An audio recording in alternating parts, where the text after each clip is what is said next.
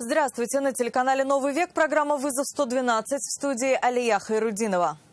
И сегодня мы расскажем, как пьяный водитель КАМАЗа фактически убил оператора камеры фиксации нарушений в Зеленодольском районе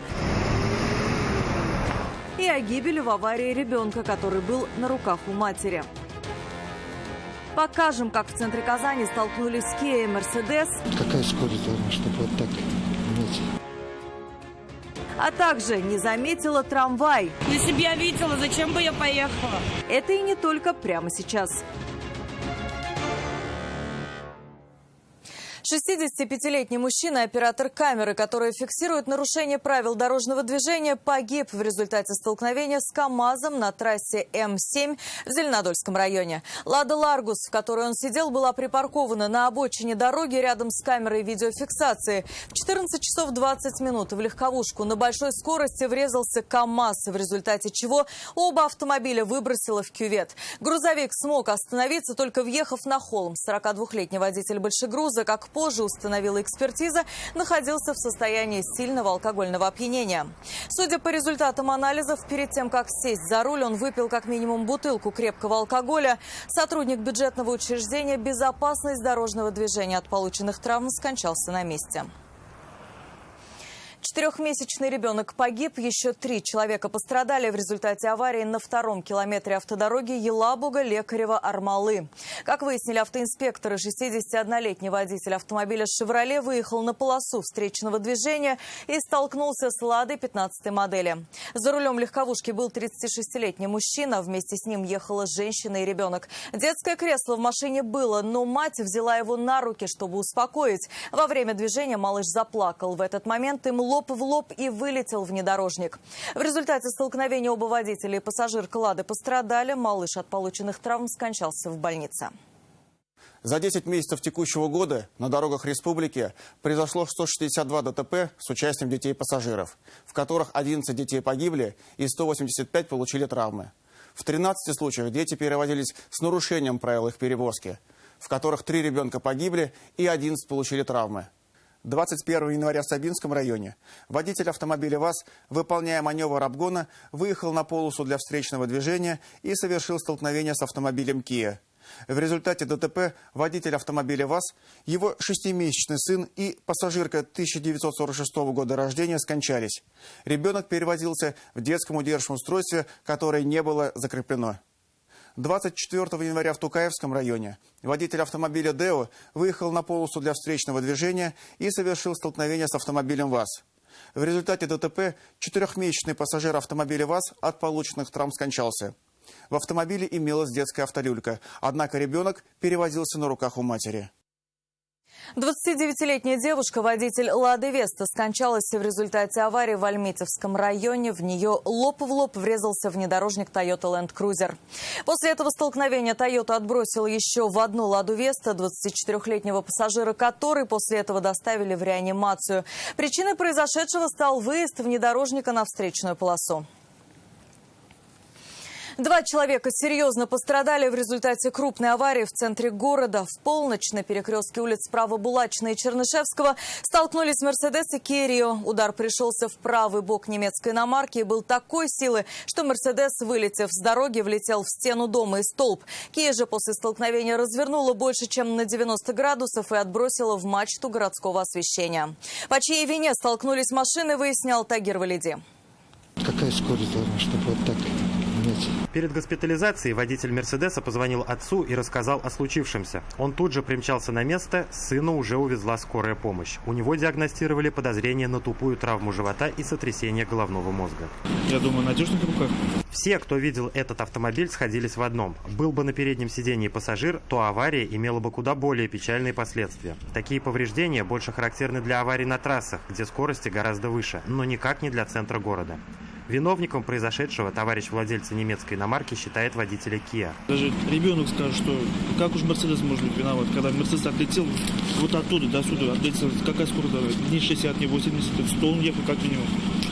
И разрешено здесь 40 км в час. Мерседес ехал по улице Чернышевского, Kia по право-Булачной. Они столкнулись в центре перекрестка. Kia врезалась в правый бок немецкой иномарки, после чего Мерседес откинула в стену здания. От удара повредилась облицовка. Затем иномарка, отлетев в столб, остановилась.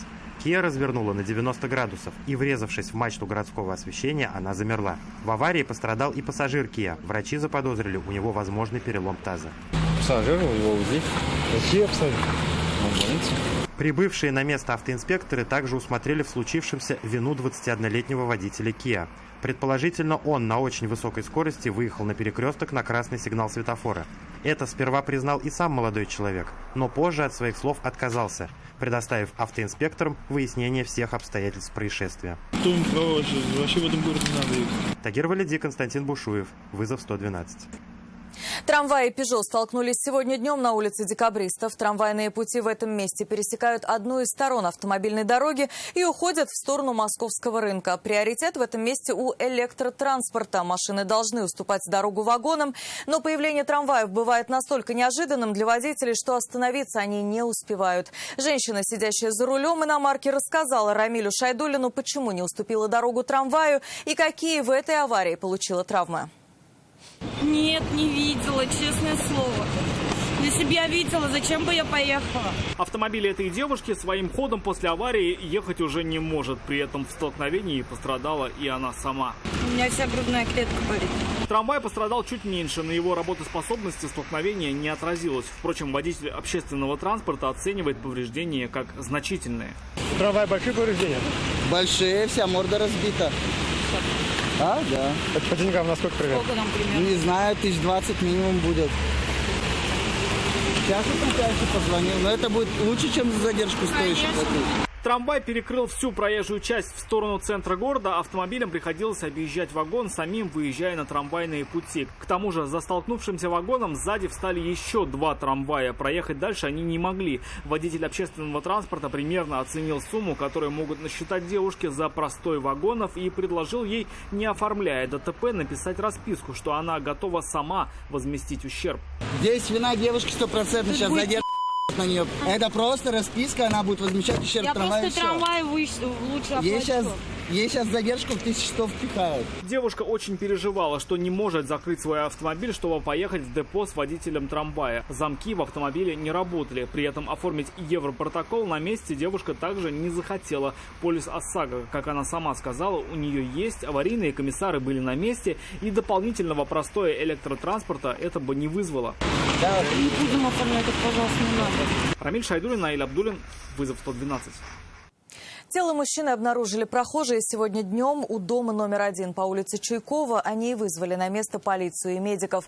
Последние, однако, помочь ему уже ничем не могли. Мужчина был мертв. Предположительно, он упал с балкона, который соединяет лестницу и общий коридор квартир одного из верхних этажей этого дома. Все обстоятельства сейчас выясняют правоохранительные органы.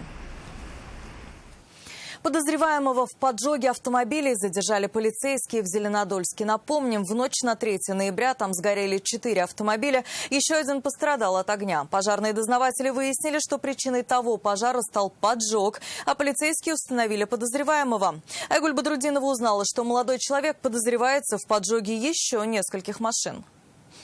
За что вы содержали? За поджог машины. Он не стал скрывать и врать, что это не он. Рассказал, что в ночь со 2 на 3 ноября перерезал провода камер видеонаблюдения, облил бензином капот автомобиля «Рено Каптюр» и поджег его, в результате чего пострадали еще 3 автомашины, находящиеся на стоянке. «Газель» была припаркована отдельно в 35 метрах от остальных. Огонь до нее добраться не мог, и грузовик спалил отдельно. Он уничтожен полностью. От «Рено Каптюр» целого осталось немного, так же, как и от Nissan Note. У «Дастера» сгорела вся левая сторона. Меньше всего пострадали «Жигули» 7-й модели. Ее владельцу предстоит поменять левое крыло, фару и бампер. Дознаватели тогда пришли к выводу, что причиной всему стал поджог. После этого мужчина пошел в шиномонтажную мастерскую, которая находилась через дорогу. Разбив стекло двери, закинул бутылку с зажигательной смесью, отчего произошло возгорание помещения. Содеянным, говорит мужчина, он раскаивается и вину свою признал. Содеянным раскаиваюсь. Впредь так больше не буду делать. Впрочем, как выяснили полицейские, так он уже делал. Стражи порядка заподозрили молодого человека в поджоге еще 3 машин в Зеленодольске в конце сентября этого года. Теперь владельцам сгоревших автомобилей есть у кого требовать возмещения причиненного ущерба. Общая сумма, вероятно, будет весьма значительной. Также в отношении задержанного возбудили уголовное дело по статье «Умышленное уничтожение или повреждение имущества». Для мужчины это не впервой. За свои 27 лет судим он был неоднократно. Айгуль Бадрудинова, вызов 112. Это все, о чем мы успели вам рассказать. В студии была Алия Хайрудинова. Увидимся и не бросайте вызов судьбе, вдруг она его примет.